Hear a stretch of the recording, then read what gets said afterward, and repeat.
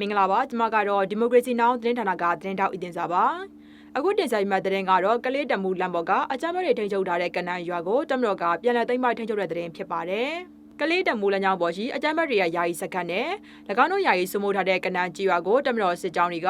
ဇွန်လ30ရက်နေ့မှာထပ်မံသိမ်းပိုက်ရရှိခဲ့ပါတယ်ဒီကလေးတမူလမ်းကြောင်းအများဆုံးပြန်လည်ဖွင့်လှစ်နိုင်ရန်အတွက်ဇွန်လ9ရက်နေ့ကစပြီးစစ်ကြောင်းတွေခွဲပြီးနေမြေရှင်းလင်းနေတာဖြစ်ပါတယ်အကြမ်းဖက်တွေထိန်းချုပ်ထားတဲ့ကလေးတမူလမ်းကြောင်းပေါ်ရှိမြို့နယ်ကြီးရွာတွေကိုတမတော်စစ်ကြောင်းတွေကတစင်မီတစင်ပြန်လည်သိမ်းပိုက်ထိန်းချုပ်နိုင်ခဲ့တာပါတမတော်စစ်ကြောင်းတွေကဇွန်လ29ရက်နေ့မှာတော့အကြမ်းဖက်တွေထိန်းချုပ်ထားတဲ့ခံပတ်မြို့ကိုပြန်လည်သိမ်းပိုက်ထိန်းချုပ်နိုင်ခဲ့ပါတယ်။ဒါအပြင်ဇွန်လ29ရက်နေ့မှာတော့ကျွန်းတော်ရေရှင်ကျွော်မြောက်ဘက်မှာနှစ်ဖက်ထိတွေ့တိုက်ပွဲတွေဖြစ်ပွားခဲ့ပြီး၎င်းတို့ရဲ့စကန်နဲ့အချုပ်စကန်တွေကိုတမတော်စစ်ကြောင်းတွေကပြန်လည်သိမ်းပိုက်ထိန်းချုပ်နိုင်ခဲ့ပါတယ်။ဇွန်လ30ရက်နေ့မှာတော့တမတော်စစ်ကြောင်းတွေကကနန်ကျွော်ကိုထပ်မံသိမ်းပိုက်ရရှိခဲ့ပြီးအကြမ်းဖက်တွေရဲ့အလောင်းလက်နက်နဲ့စက်ပစ္စည်းတွေကိုသိမ်းပိုက်ရရှိခဲ့ပါတယ်။ဒီကလေးတမိုးလမ်းကြောင်းကိုအကြမ်းဖက်အဖွဲ့တွေကပြီးခဲ့တဲ့2024ခုနှစ်ကတည်းကထိန်းချုပ်ထားတာဖြစ်ပြီးလက်ရှိအချိန်မှာတမတော်ကဒူလန်ချောင်းကြီးအများဆုံးပြန်လည်ဖွင့်လှစ်နိုင်ရန်အတွက်အရှင်အဟုန်နဲ့ထိုးစစ်နေတာဖြစ်ပါတယ်။ဒီကလေးတမိုးလမ်းကြောင်းဟာမြန်မာနိုင်ငံအနောက်မြောက်ဘက်ဒေသနဲ့အိန္ဒိယနိုင်ငံတို့ကိုဓာတ်ရိုက်ချိတ်ဆက်ပေးထားတဲ့လမ်းမကြီးလည်းဖြစ်ပါတယ်။ကလေးတမိုးလမ်းကြောင်းကိုမကြာမီရက်ပိုင်းအတွင်းမှာပြန်လည်ဖွင့်လှစ်နိုင်တော့မှာဖြစ်ကြောင်းလည်း